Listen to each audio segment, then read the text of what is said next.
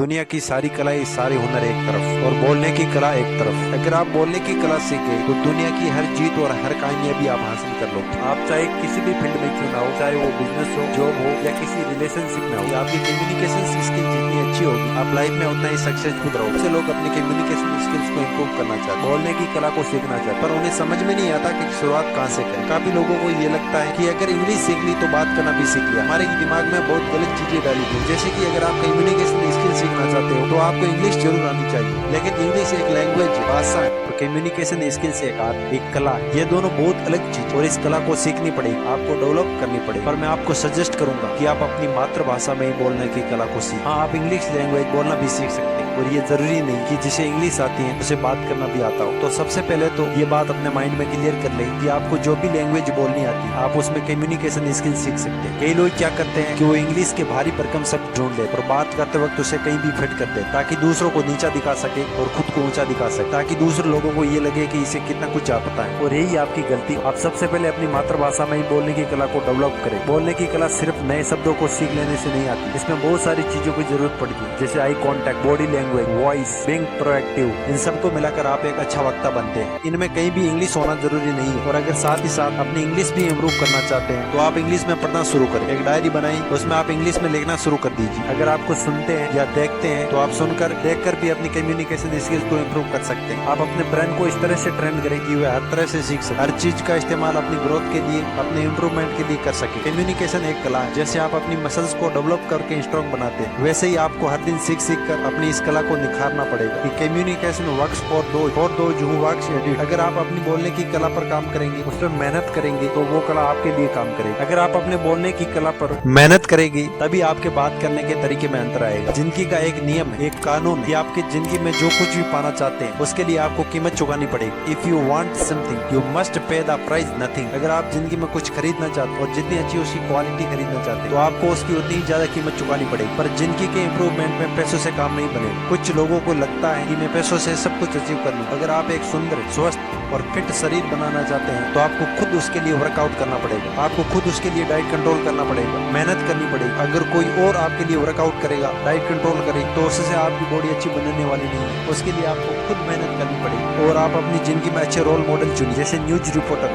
अच्छे स्पीकर्स जिनके बोलने की कला अच्छी है। आप उन्हें सुनिए, उन्हें ध्यान से देखें कि वो कैसे अपनी बातों से, अपने शब्दों से सब लोगों को प्रभावित कर देते हैं। आप उस कला को सीखे कि कैसे कोई एक व्यक्ति हजारों लोगों को प्रभावित कर देता है और मैं उस चीज को कैसे कर सकता हूँ। कहते हैं कि शब्द हमारी बोलने की कला का सिर्फ 7% हिस्सा होते हैं। बॉडी लैंग्वेज बहुत इंपॉर्टेंट। आपकी आवाज, आपके बोलने का तरीका, आपका बॉडी पोस्चर, आपके बोलने का टोन, आपके बोलने का साउंड, ऐसी बहुत सारी चीजें। सिर्फ शब्दों को सीख लेने से आप बोलने की कला में एक्सपर्ट नहीं हो जाएंगे। साथ ही साथ आपको ये सारी चीजें सीखनी पड़ेगी। अगर आप मन में ये सोच ले कि मुझे कला को सीखना, क्योंकि इस कला से बहुत फायदा होने वाला है। एग्जाम्पल के तौर पर आपके पास 100 आइडियाज किसी काम के लिए, लेकिन अगर आप उन्हें लोगों के सामने आप अच्छे से प्रेजेंट करना नहीं जानते, आप बातों को रखना नहीं जानते तो उन आइडियाज का कोई मतलब नहीं। और कोई दूसरा इंसान आएगा, उसे अपने आइडियाज को अच्छे से रखना आता है, अच्छे से एक्सप्रेस करना आता है, तो उसके आइडियाज सुने भी जाए और माने भी जाए और वो आगे निकल जाए। फिर आप बोलोगे इसका गुड लक अच्छा था, लेकिन बात इतनी सी कि वो कम्युनिकेशन स्किल में अच्छा, इसलिए वो आगे निकल गए। आप भी अपनी कम्युनिकेशन स्किल्स को डेवलप कर सकते हैं। कोई भी इंसान पैदा होने के साथ बोलने की कला को सीख के नहीं आता है। हर किसी को इसे सीखना और समझना पड़ता है। जैसे कि आप अपनी मसल्स पे जितनी ज्यादा मेहनत करेंगे वो उतना ही स्ट्रॉन्ग हो जाएगी,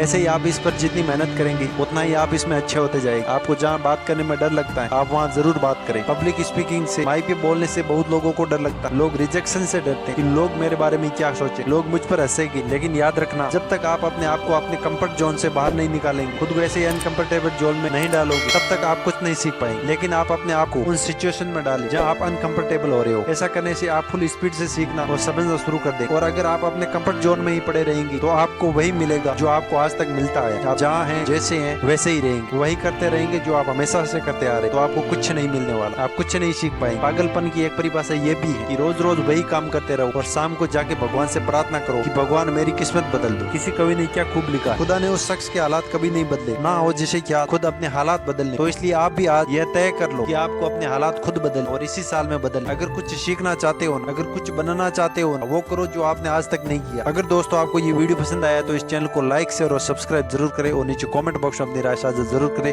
टेक केयर, बाय बाय।